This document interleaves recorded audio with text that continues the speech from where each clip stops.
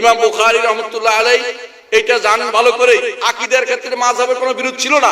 আবু হানিফা রাহিমাহুল্লাহ, মালিক, শাফিঈ, আহমদ সবাই আকীদার ক্ষেত্রে এক ছিল। আকীদার ক্ষেত্রে তাদের তিনটি মত ছিল না, কিন্তু পরবর্তীরা সেটাকে ভাগ করেছে। এইজন্য আমার একটা গ্রন্থ আছে, পারলে কিনে নেবেন, রহমান আরশের উপর উঠেছেন। এই বইটা পড়বেন। এটা আকীদার একটা মৌলিক জিনিস আমি রচনা করে ইচ্ছা করে জমা করেছি। আমি তো আর নিজের পক্ষ থেকে লিখি নাই, কোরআন, সুন্নাহ, সাহাবায়ে কেরাম, তাবেঈন, আইম্মে মুজতাহিদিনের কথা থেকে এটা এনেছি। আপনারা পড়ে দেখবেন, যদি ভুল আপনাদের কাছে প্রমাণিত আমাকে চিঠি লিখবেন যে এটা আমি ভুল তথ্য দিয়েছি। আমি যদি সেটা কোরআন সুন্নাহ থেকে এনে থাকি, সাহাবায়ে কেরামের মত এনে থাকি, তাবেঈনদের মত এনে থাকি, আইম্মে আরবার মত এনে থাকি এবং মুহাদ্দিসিনদের মত এনে থাকি, তাহলে আপনাকে সেটা মানতেই হবে, কারণ এটা হচ্ছে আমাদের পূর্বসূরি। আমাদের পূর্বসূরি এরা। আপনি যদি বলেন যে আমি আবু হানিফাকে মানি না, শাফিঈকে মানি না, মালিককে মানি না, আহমদ ইবনে হাম্বলকে মানি না, আপনি কার কথা শুনলেন? আপনি কার কথা শুনলেন? আপনি কারো কথাই মানেন নাই। কিছু মানুষ আছে নিজের ভুলটা আরেকজনের উপর উঠাই দেয়, নিজে ভুল করে বলে আবু হানিফার মত এটা। মিথ্যা কথা বলছে অনেকে এরকম মিথ্যা কথা বলে। আবু হানিফা রাহমাতুল্লাহ আলাইহি কখনো সহিহ আকীদার বিরুদ্ধে কিছু মত দেন নাই। তার প্রত্যেকটি আকীদা ছিল অন্যদের মতই, কারণ আকীদার ক্ষেত্রে তাদের কোনো পার্থক্য ছিল না। ইমাম আবু হানিফা রাহমাতুল্লাহ আলাইহি প্রথম আকীদার উপর গ্রন্থ লিখেছেন, আল ফিকহুল আকবার প্রথম গ্রন্থ লিখেছেন। আশ্চর্যের বিষয় হচ্ছে এই লোকটি মহান ব্যক্তিত্ব, তিনি ঈমানের বিষয় দিয়ে শুরু করেছেন। এই আকীদার গ্রন্থ শুরুতে বলেছেন আমানতু বিল্লাহি ওয়া মালাইকাতি, আল ঈমান আন তু'মিনা বিল্লাহি ওয়া মালাইকাতি ওয়া কুতুবি ওয়া রুসুলি, এই শুরু করেছেন, কিতাবটা শুরু করেছেন। কারণ যেই কিতাব শুরু হবে, আকীদার যেই কিতাব শুরু হবে বুখারী দিয়ে, হাদিস জিবরিল দিয়ে, সেই কিতাব হচ্ছে পূর্ণাঙ্গ কিতাব। যেই কিতাব শুরু হবে, যেই কিতাব লেখা হবে হাদিস জিবরিল দিয়ে, অর্থাৎ ঈমানের পরিচয় দিয়ে, সেটা হচ্ছে পূর্ণাঙ্গ কিতাব। কারণ আকীদা ছাড়া অন্য কোনো আমল বাতিল। আমি দেখেছি কিরকম শুনেন, মক্কাতে, মদিনাতে একবার হাঁটতে হাঁটতে চলছি, হঠাৎ করে সামনে একজন পড়েছে, বলে আমার পরিচিত আত্মীয় শুনে আমি একটু ভালোই খোঁজ নিলাম, কি হয়েছে আপনার? দেখি উনি খালি পায়ে হাঁটেন। হ্যাঁ, খালি পায়ে হাঁটে, বুঝছেন কিনা? মদিনাতে খালি পায়ে হাঁটে, বুঝছেন কিনা? হ্যাঁ, রাসূলের মহব্বত জারি করতেছে। তো আমি বললাম যে আচ্ছা, আপনি খালি পায়ে হাঁটছেন কেন? বলে যে আমি এই মহব্বত।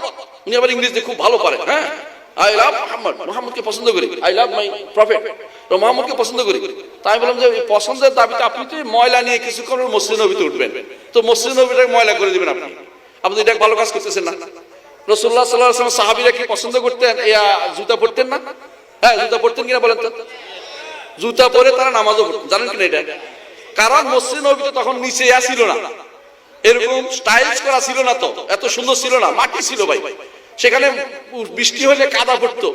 রাসূলুল্লাহ সাল্লাল্লাহু আলাইহি ওয়াসাল্লাম তিনি লাইলাতুল কদরের রাত্রিতে সালাত আদায় করছেন, রাসূলের নাকে আর মাথায় কাদা লেগে আছে। সাহাবী বলতেছেন আমি যেন তাকিয়ে আছি রাসূলের দিকে, সিজদার দাগ এখনো দেখা যাচ্ছে, কারণ সেখানে কোনো বিছানা ছিল না, এত কার্পেট ছিল না। তো সেখানে তারা জুতা দিয়ে সালাত আদায় করেছেন। প্রমাণ হচ্ছে একবার রাসূল সালাত আদায় করতেছিলেন, এমন সময় জিবরিল আমিন এসে বললেন যে ইয়া রাসূলুল্লাহ, আপনার জুতা খুলে ফেলুন, জুতার মধ্যে ময়লা। তিনি জুতা খুলে সালাত আদায় করলেন। এটা প্রমাণ হলো না জানলে সালাত হয়, এটা প্রমাণ করলো এখানে। বাকিটা উনি কিন্তু আবার শুরু করেন না সালাত। তো কি করলেন এরপরে শুনেন একটু, এরপরে কি করলেন? ওদিকে তাকায় আমার দিকে তাকান, শুনেন। রাসূলুল্লাহ সাল্লাল্লাহু আলাইহি ওয়াসাল্লাম জুতা খুলে, সাহাবায়ে কেরাম জুতা খুলে ফেললেন। প্রমাণ করে কি সাহাবায়ে কেরাম জুতা খুলে জুতা দিয়ে সালাত আদায় করছিলেন। জুতা দিয়ে সালাত আদায় করার দোষের কিছু না, কিন্তু আমাদের মসজিদে আবার ঢুকে যাবেন না, কারণ তাহলে আপনি সব ময়লা করে ফেলবেন। এটা করেন না। জুতা দিলে সালাত করা জায়েজ, অত বাধ্যতামূলক না, জায়েজ শুধুমাত্র। এখন কি করছে উনি, আমার এই আত্মীয় খালি পায়ে মসজিদে ঢুকে যাচ্ছে। আমি বললাম আপনি এটা কি করতেছেন? এটা তো ঠিক না, আমি তো খালি পায়ে জুতা ঢুকাচ্ছেন। বলে যে এটা রাসূলের মহব্বতে। আমি বললাম আপনার এই মহব্বত কিন্তু গ্রহণযোগ্য না। যদি মহব্বত এটা গ্রহণযোগ্য তো সাহাবায়ে কেরাম জুতা পরতেন না মদিনাতে, এটা ঠিক নয়। তারা একটা কিচ্ছা বানিয়েছে। কি কিচ্ছা শুনবেন? ইমাম মালিক নাকি 30 দিনে একবার বাথরুমে যাইতেন, নাউজুবিল্লাহ। আর তিনি নাকি মদিনার আশেপাশে কোথাও বাথরুম করতেন না, একেবারে মদিনার হারাম এলাকার বাইরে যাইয়া বাথরুম সেরে আসতেন।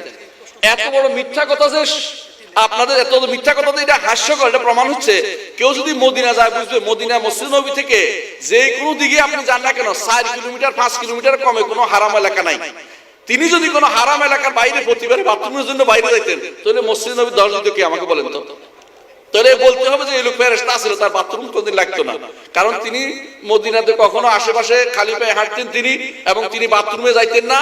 তিনি বাথরুমে কেউ কেউ তিনি বাথরুমে যাইতেন না, অর্থাৎ তিনি বাথরুমে গেলে 4 কিলোমিটার দূরে চলে, 5 কিলোমিটার দূরে চলে যেতেন, কখনো কোনো 7 কিলোমিটার দূরে আছে। তো এই 7 কিলোমিটার দূরে যেতে এটা কোনো হাস্যকর কথা না, বলেন তো মিথ্যা কথা ধরা পড়ে যায়।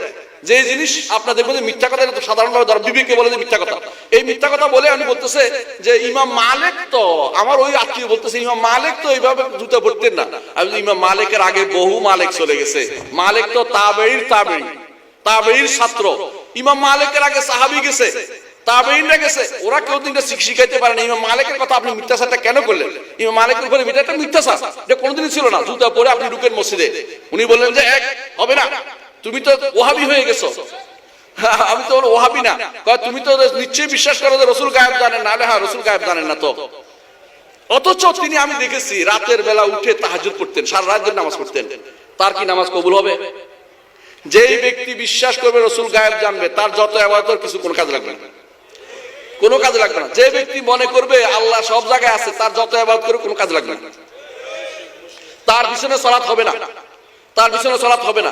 না জানলে হবে, আপনি বলতে পারেন যে আমি তো জানি না অমুক অমুক কি করে, না জানলে আপনার হবে। কিন্তু যখন জেনে গেছেন এই লোক মনে করে আল্লাহ সব জায়গায়, আল্লাহ আরশের উপর নাই, আল্লাহ আরশের উপরে না, সেই ব্যক্তির পিছনে কোনো সালাত জায়েজ হবে না কোনোদিন, মনে রাখবেন। কারণ আল্লাহর সরাসরি বিরোধিতা করেছে, আল্লাহর কোরআনের কথা বিরোধিতা করেছে, রাসূলের হাদিসের বিরোধিতা করেছে, হাজার দলিলের বিরোধিতা করেছে। তাদের জিজ্ঞাসা করা উচিত রাসূলকে কেন আল্লাহ ডেকে নিলেন, কেন তিনি মেরাজের রাতে ডেকে নিলেন, এটা বলো আগে। কেন আমি হাত উপরের দিকে তুলি, কেন বিপদের সময় হাত উপরের দিকে তুলি, কেন রাসূলুল্লাহ কেন কোরআন নাজিল হইতো, কেন আমাদের আমলনামা উপরে উঠে, কেন এটা বলো। আমার তো আমলনামা তো ডান দিকে যাইতে পারতো, ওদিকে যাইতে পারতো, ওদিকে জানা কেন? এটার উত্তর কিছু দিতে পারবে কোনোদিন? আছে কোনো উত্তর আছে এটা? এই জন্য যে ব্যক্তি মনে করবে এই আকীদা যদি কোনো তার খরল থাকে, ডিস্টার্ব থাকে, ঈমানে যদি সমস্যা থাকে, তার কোনো কিছু আল্লাহর দরবারে গ্রহণযোগ্য হবে না। সুতরাং ঈমান ঠিক করা উচিত, ঈমান বোঝা উচিত, ঈমান বোঝার জন্য সময় দিতে হবে। ঈমানের ক্ষেত্রে অবশ্যই মনে রাখতে হবে, শুধু বিশ্বাস করলে ঈমান হয় না। ঈমানের জন্য অবশ্যই বিশ্বাস করতে হবে, সাথে মুখে স্বীকৃতি দিতে হবে, কর্মকাণ্ডে প্রতিপালন করতে হবে।